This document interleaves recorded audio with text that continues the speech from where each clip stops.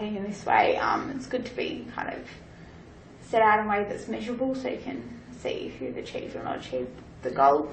The benefit of gas is that it does divide it up so you can kind of see. So maybe they didn't 100% meet the goal. So as opposed to if you do a really strong SMART goal, they might just, if you do a strong SMART goal, they either meet it or don't meet it. But gas does have the ability to say, you know, you're -1, so you haven't fully met the goal, but you've made some progress towards it. And then it's got the other side where it's like, actually, you've done more than what we expected you to, and instead of just meeting the goal, you've done that. Yeah. So that's good benefits. I find when I was doing it last, we were trying to do it term-based, which I really struggled, and that splitting it out, trying to find 5 points from a goal when I've got basically 5 sessions, because we do an assessment session. Yeah. Yes? Hi, how are you? Good. Are you in an interview? Mm-hmm. Sorry for interrupting. That's okay. I'm actually not both of you. Oh. About the same thing? No.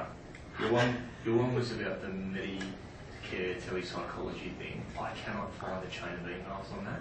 The article? You know the thing the Capstone student did? Yeah. Oh, you want the final report or the journal article? Both.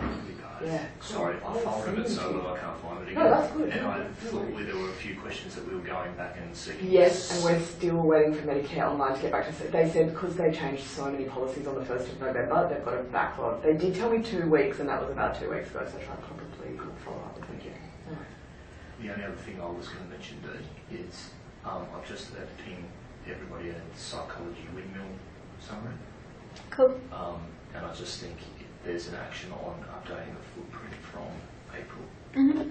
So, do you mind if I That's cool. call you out to help That's sort fine. the footprint thing out? Thank you. Closing the loop. Sorry for interrupting. Enjoy your interview. Shut. I'm sorry. like Maybe really we should have gone. No, that's all right. I don't mind, but it's more just for you because, well, everyone's going to take part in these interviews. Although, Literally everyone. I'm not sure what would have happened with the Lindsay question if I wasn't here. Yeah, exactly. Then Lorraine Paulette's got to go home with swollen ovaries.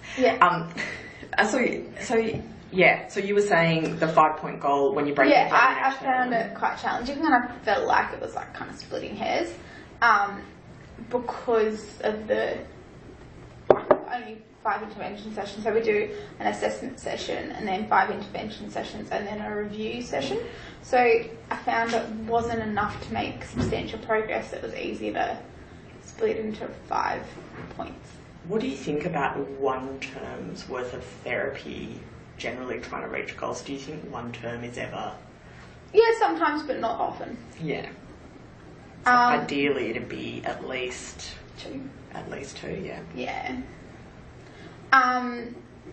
If they've only got a little bit to work on, but most of the time they don't. Yeah. And what about, from your impression from the families, are they left unsatisfied with 1 term? Like, would they... We don't. If we only do 1 term, then we don't have continued contact with them. Yeah. So that's an interesting question. I would think they probably wouldn't be happy, but I don't actually hear back from them. Yeah. Yeah, that's like... Because if therapy ceased, I don't have any more contact. That's true.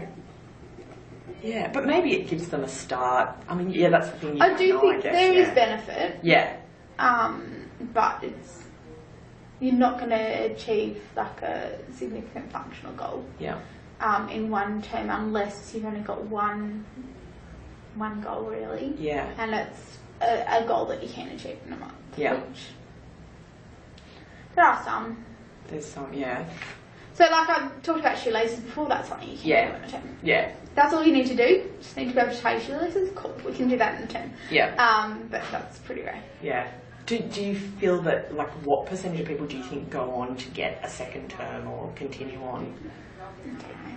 Not sure, yeah. No. No worries. I think a lot, but I don't know. Yeah. I guess it depends on the school's funding arrangement. So our process is that the clinicians will identify them as recommending them. Like I think it's around week 6, 7 of term they'll recommend that they continue.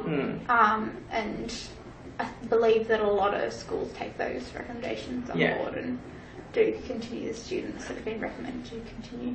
And do you have a sense of, in terms of the clients who access, because we're trying to work out like what we define as access, and we said, you know, there may be a service in town that's not necessarily measured as access. There's all different measures of access, so we're trying to just drill down into what that means for families and what that means for clinicians in terms of what's ideal and all that sort of stuff. What percentage of the clients that you guys see in telecare or whatever do you think would have no access? None. Yeah. To know T or speech or whatever. Well, like, no, what, I mean, it depends what access means. Yeah, exactly. So, like, I think if they could all travel, there would be somewhere they could travel to access. A private. That's the bottom line. They may have to pay for it. Yep.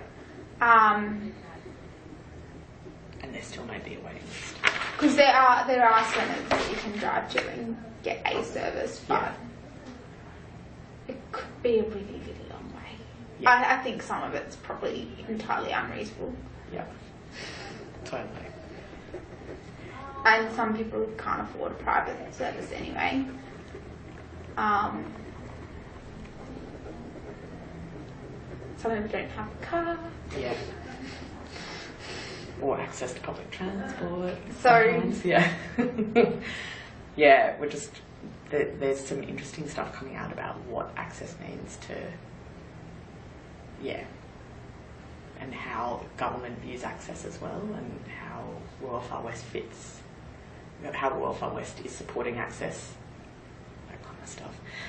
And from your interactions with families, what do you think they think the downsides of telecare are?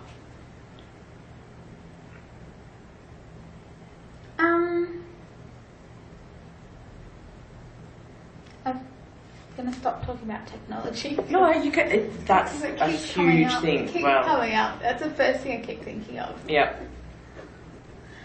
And for the families, like some of them do struggle to use it.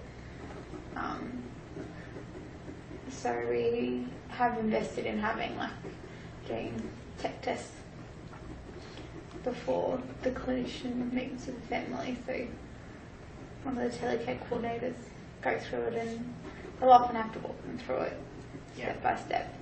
I think that helps overcome that barrier. Yeah. But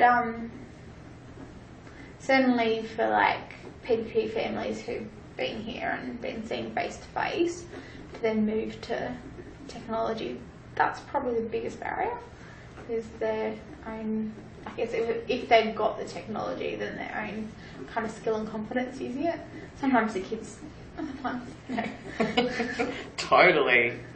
How to connect, and they're like, yeah, Mum, I can do it. That's so cute. My niece, who's 1.5, resets, like she can break into my phone and like reset my settings. It's really disturbing. Yeah. And I don't know how to fix it. Yeah. It's pretty weird.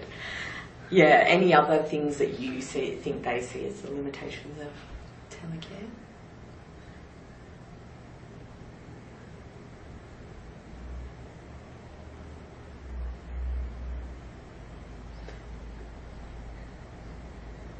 There's when we look at coming here, there's benefits of like coming here as a family and really focusing for a whole week on their child or their children. So I guess it's less kind of intensive as what we do here at Manly. And they don't get to be at Manly Beach and do recreation activities and go to Royal Far West school, so it's not the whole program that they get here. Yeah.